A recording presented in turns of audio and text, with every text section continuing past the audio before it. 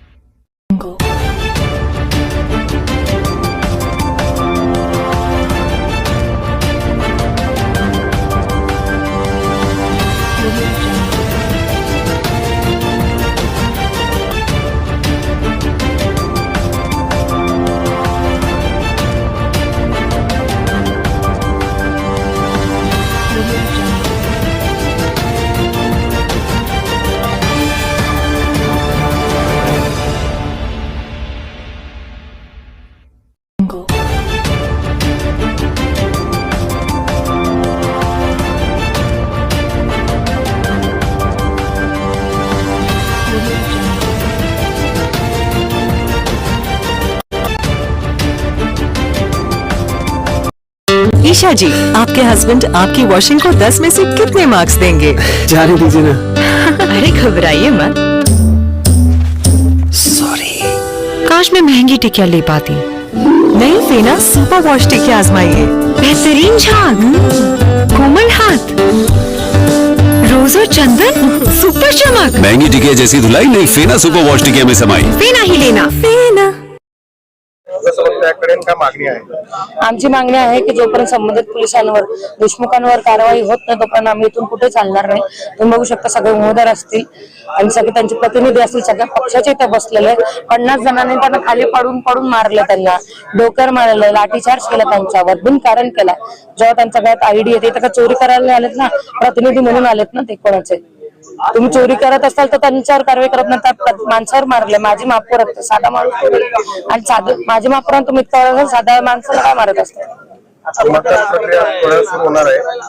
तर आमची प्रशासनाला निवेदन आहे की तुम्ही लवकरात लवकर कारवाई करा, म्हणजे आम्हाला पण मतदान प्रक्रिया चालू करता येईल। अमानुष मारहाण झालेली आहे आणि पोलिसांना केवळ आत जाण्यासाठी विनंती केली, त्यावेळेस ही मारहाण झाल्याचं कळते। काय नेमकी माहिती तुमच्याकडे? आज मतमोजणी आहे, इथं मतदान करायचं नाहीये, कळत कसं नाही या लोकांना?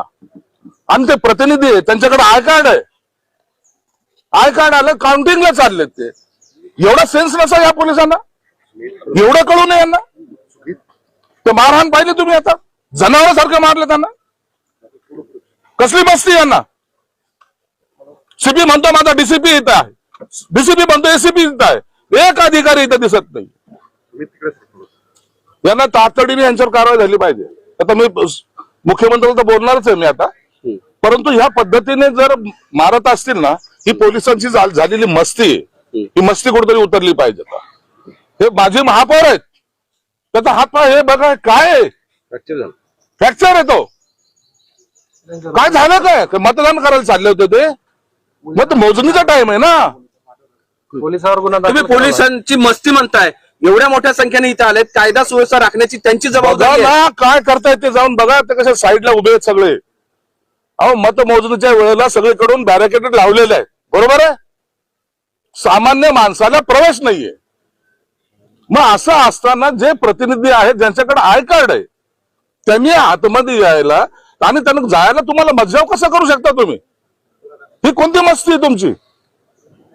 हा जर मतदान चालू असतं तर समजू शकतो आपण. हा बळाचा जो वापर आहे ना, हा मस्तवालपणा आहे. तुम्ही म्हटल्यासारखं आता एसीपी डीसीपी कडे बोट दाखवतायत, डीसीपी एसीपी कडे बोट दाखवतायत. या तिघांबरोबर आमच्यापैकी एका सुमितला सुद्धा जबरदस्त मारहाण केली आणि कॅमेरा बंद कर म्हणून सांगितलं. कॅमेरा सुद्धा बंद. तो देशमुख नावाचे कोणीतरी अधिकारी आहेत, याला सांगितलं की तू बंद कर म्हणून. आता ही जी मस्ती आहे, आता तुम्ही चॅनलवाले आहात, तुम्हाला सुद्धा जर त्याला मारहाण केली, त्याला चॅनलवाल्याला मारहाण, कॅमेरा बंद कर, आम्हाला मारू दे, याचा अर्थ काय? हा सागर देशमुख नावाचा जो कोणी प्राणी आहे ना, याची मस्ती ही उतरली पाहिजे. आता त्याच्यावर गुन्हा दाखल झाला. त्याच्यावर आता गुन्हा तातडीने दाखल झाला पाहिजे. सीपीला मी बोललो, सीपी तिकडून आता बोलतोय की माझे अधिकारी तिथे आहेत, स्पॉटवर यायला काय झालं त्यांना पाहू शकत नाही ते परिस्थिती काय चालते. म्हणून कायदा सुव्यवस्थेच्या गोष्टी पोलीस करतायत. माजी महापौर आहेत, त्यांना अशी अमानुष मारहाण आहे. सर्वसामान्य लोकांना अशा पद्धतीनं पत्रकारांवर हल्ला केला जातोय. पालकमंत्री तुम्ही थेट कारवाई करणं अपेक्षित आहे असं वाटत नाही का? मी थेट कारवाई करायला तर सांगणारच आहे, आणि ऐकलं नाही ना मी तर काय करेल मी सांगतो तुम्हाला. हा राग संताप उगाच येत नाही. माझी महापौर आहेत, ते कार्यकर्ते बघा त्याच्या त्या म्हणजे आरोपीला सुद्धा जेवढं मारलं जात नाही ना त्या पद्धतीने मारहाण केलेली. आम्ही शांतता राखायचा प्रयत्न करायचा का आम्ही बिघडायचा प्रयत्न करायचा? कॅमेरा मधला म्हणता कॅमेरा बंद कर, याला हे कर. अरे तुम्ही चाललंय काय तुमचं? पण तुमच्या सत्तेमध्ये तुमची मुलगी इथे उमेदवार असताना सुद्धा मध्ये जाऊ शकत नाही, ती बसलेली आहे. ते म्हणतात की माझ्या कार्यकर्त्यांवर हल्ला झालाय, त्याच्यावर कारवाई करा. आणि तुम्ही स्वतः पालकमंत्री आहात. काय करायची ती निवडणूक? मला काय त्या निवडणुकीमध्ये पडलंय? कार्यकर्त्याला जर लाठीचार्ज होत असेल तर माझा कार्यकर्ता जखमी, मी जाऊन काउंटिंग करू, मी जाऊन तिथं पाहू कोण निवडून येतं, किती किती गुलाल उधळायचा. माझ्या कार्यकर्त्याचे डोके फोडणार आणि आम्ही गुलाल उधळून द्यायचा, हे आमच्याकडून सहन होणार नाहीये. ते अतुलकर नावाचे डीसीपी आहेत, ते पण काही बोलला तयार नाही. ते म्हणतात की मला माहिती घेऊ द्या. माहिती कसली घेणार आहेत असा प्रश्न आम्हालाही पडलेला आहे. हे जे ना हे ठरवून काही लोकांनी आता केलेले तर शब्द मी वापरला असता तर पुन्हा तुम्ही मला की जीप सटकली म्हणून. या अशा पद्धतीने आम्ही आयुष्यभर इलेक्शन लढत आलेलो आहे. अनेक निवडणूक आम्ही लढल्यात, पण अशा पद्धतीने झालेलं आम्ही कधी पाहिलं नाही.